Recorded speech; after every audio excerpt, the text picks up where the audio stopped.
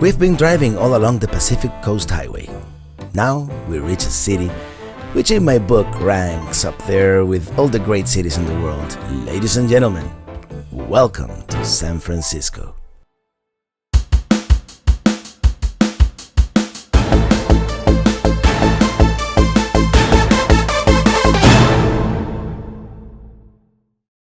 We begin our tour of the city on the high ground. We drive up to Twin Peaks, the second highest point in the city, to get a commanding view. We're standing at the summit of a new peak, San Francisco. Now we're on a attempt to climb down. We are experiencing winds of at least 60, 70 miles an hour. Okay, maybe I was exaggerating a little bit, but not by much. It did take great effort to remain upright. The wind's a little too strong for comfort. We made it all the way down to the parking area, where we get a more relaxed view of the city. And what a beautiful city this is. From up here, you can see the whole Market Street, all the way from the Embarcadero to the Castro. The Bay Bridge on the east, downtown, the Russian Hill. A little further, Alcatraz Island. At the west end, one of the most famous bridges in the world, the Golden Gate. Wow, it's like being at the Eiffel Tower in Paris. You can almost see everything, at least most of the city. Sharp crest. Oh my God. Oh my God. Down we go the steep hills of San Francisco. Room with a view of the Lombard Street. We make a quick stop to check in at our hotel. And taking advantage of the good weather, we go out again. It is our intention to cross the Golden Gate Bridge to get a view of the city from the other side of the bay. It was really lucky we went to Twin Peaks earlier when we did, as it is now covered in fog. We are on the summit of Hawk Hill, probably, and I would say hands down, the best view of the city and the bridge.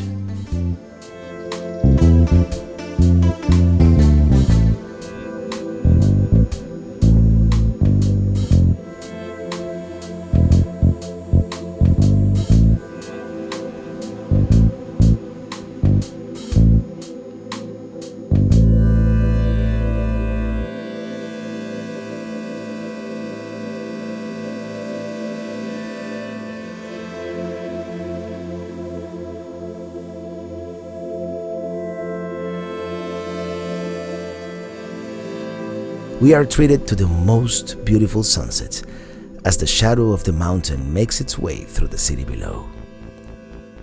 The moon shines on, the lighthouse turns on, and the sun disappears behind the mountain, leaving the city bathed in alpenglow.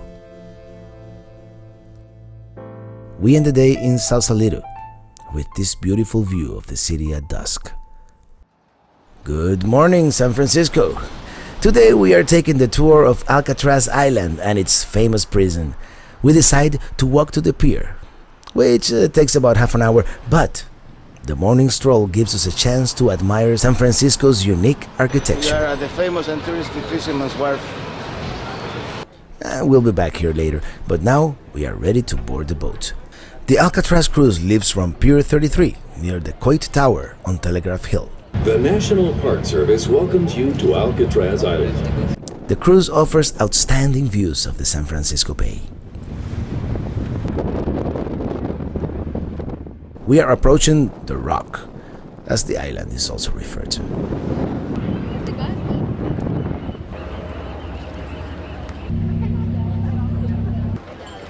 The thing that he was involved in was the loading and unloading of army uniforms that were sent here to be cleaned. After a quick orientation, we take a very informative guided tour of the former prison.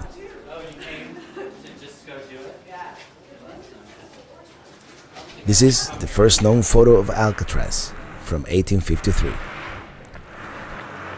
We begin, appropriately, with the morgue. It is all under renovation, so there is noise and many areas are not accessible, supposedly for our safety. We learn how the typical cell used to be like, and also about all the famous inmates. The tour includes testimonials from guards and former prisoners. We step out to the recreation yard. Part of the punishment was having this great view of San Francisco. They could see the life outside. Some nights they could even hear the sounds of the city, if the wind was right. So close, yet so impossibly far. Inaccessible. Forbidden. Back inside, we are in the D block, solitary confinement. This is where the most dangerous inmates spend their days and nights.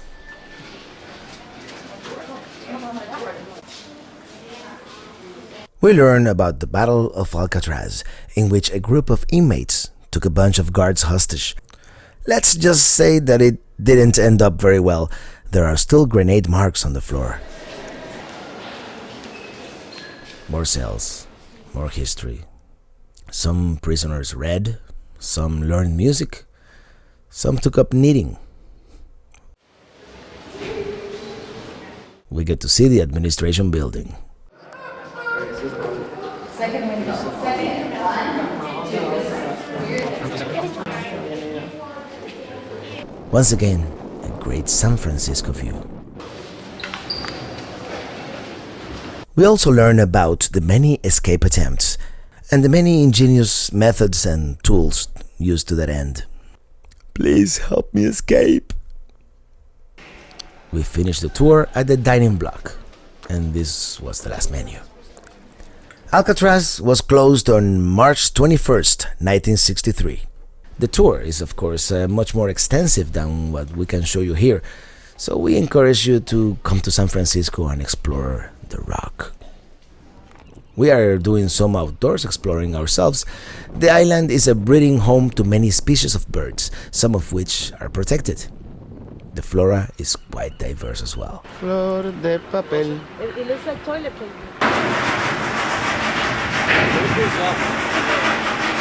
We head back to the mainland.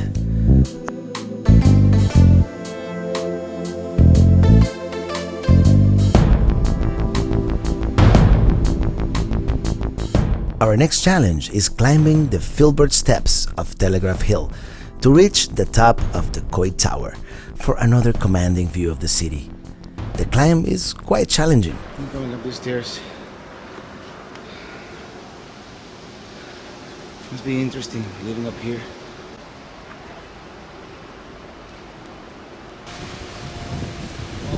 We take the elevator to the top. The 360-degree view of the city is spectacular. I take advantage to take a few pictures and stitch them into this panorama.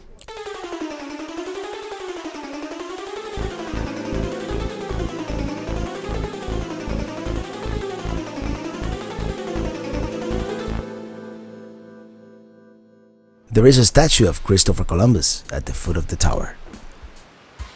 And now we're going down the stairs. We zoom in on Lombard Street, which we will visit later, but right now we are going towards Columbus Avenue for lunch at Chinatown. Yeah, we're hungry. And we pig out at the House of Nanking. Fully recommended. Then we walk around a little more, all the way to the TRANSAMERICA Pyramid.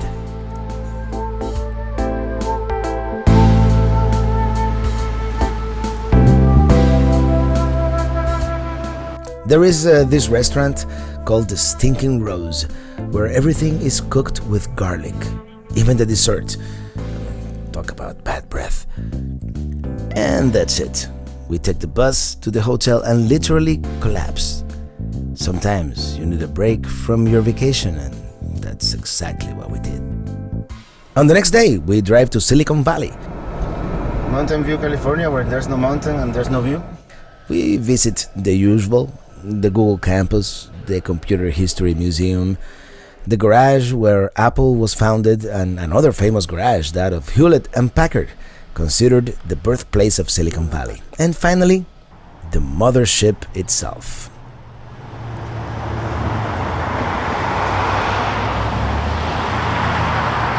But I'm going to save all this for another episode. Let's go back to San Francisco.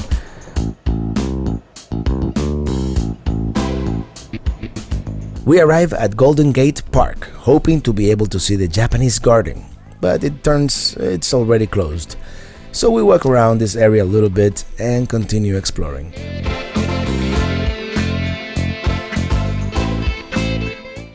Golden Gate Park is over 1,000 acres, 20% larger than Central Park in New York. It was conceived and built in the late 1800s. In 1903, 2 Dutch-style windmills were built to pump water into the park. One of them has been restored. We are at the Dutch windmill in Golden Gate Park. After seeing the Dutch windmill, we reach Ocean Beach, which runs all along the west coast of the city. There's the Cliff House with its famous camera obscura and the Seal Rocks. Driving along the streets, we arrive at Alamo Square, famous for its postcard view of San Francisco. Kodak moment, if I may perpetuate the cliché.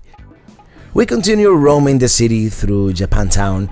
We drive down Lombard Street, famous for being the crookedest or most winding street in the world. We'll be back here. Up the hill we go! As night falls, we continue driving around. We pass once again by Chinatown.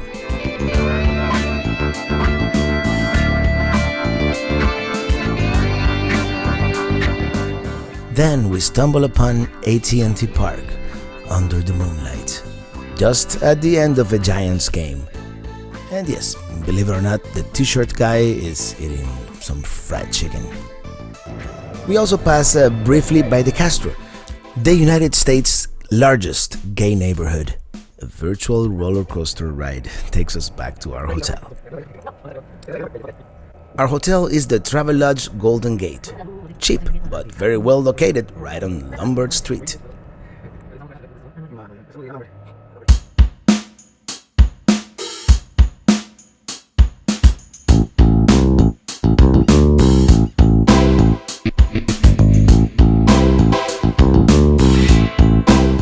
In the morning, we do Lombard Street one more time. This time, however, we are lucky enough to land a parking spot with the California Cruiser on the steep incline, so we can admire the view of the street from the bottom.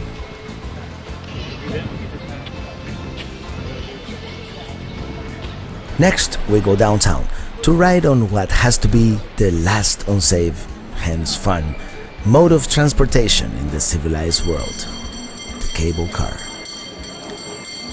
We're standing at the Powell Street terminus. To this day, they still turn the car by hand, like in the olden days.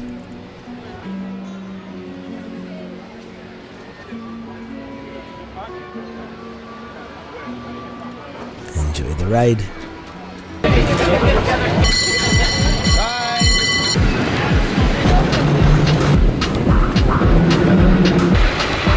Right there in the front, first floor. Walk on up. Okay, guys, on the left side, we got a cable car coming down to your left. This cannot be safe.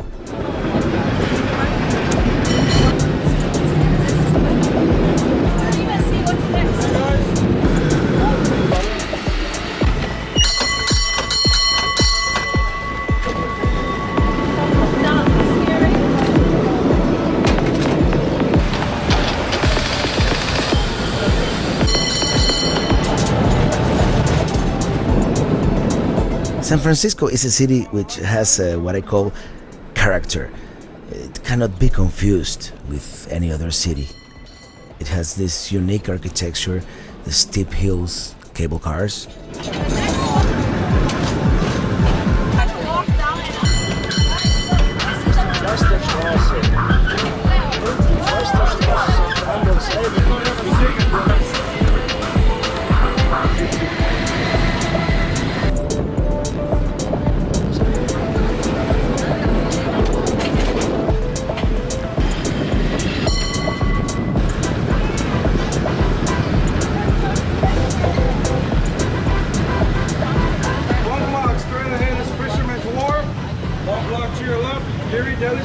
After our joyride along the hills of San Francisco, we arrive at the Fisherman's Wharf and Girardelli Square. Girardelli Square. The area is full of shops and street entertainment.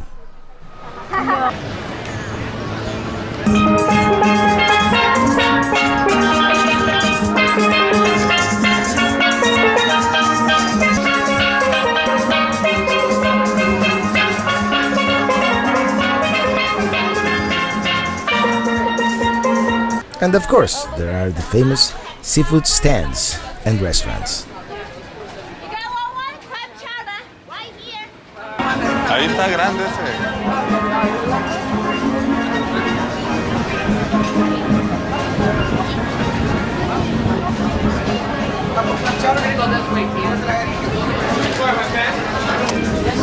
Oh my god, it's alive!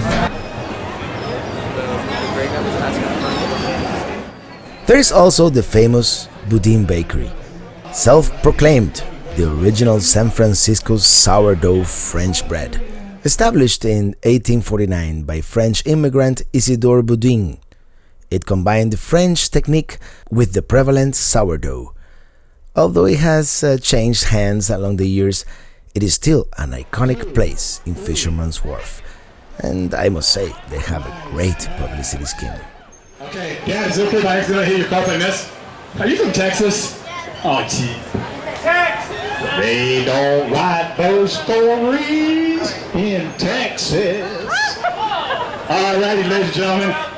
Hey, nice catch. Don't mess with those Cowboys, right? Alright, where's that guy across the street again? Where's he at? Okay, oh, you sure you got this? Are you sure you got this? I don't want to waste my arm in this blood. Here we go. 1, 2, 3. What a catch. I mean, what a throw. After all this fun, it is time to take the cable car back.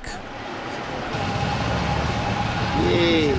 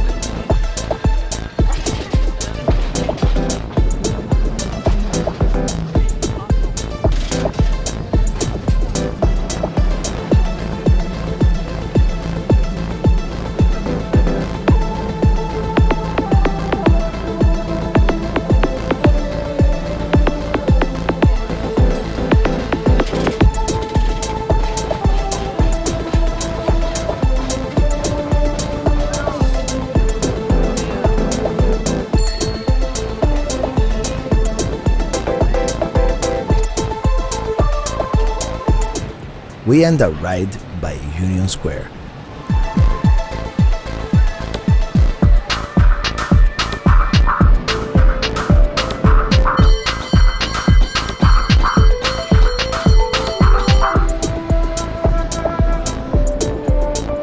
One of the city's oldest establishments is John's Grill, famous for the classic movie The Maltese Falcon. We are cruising down Market Street. It is time to leave as we cruise down Market Street.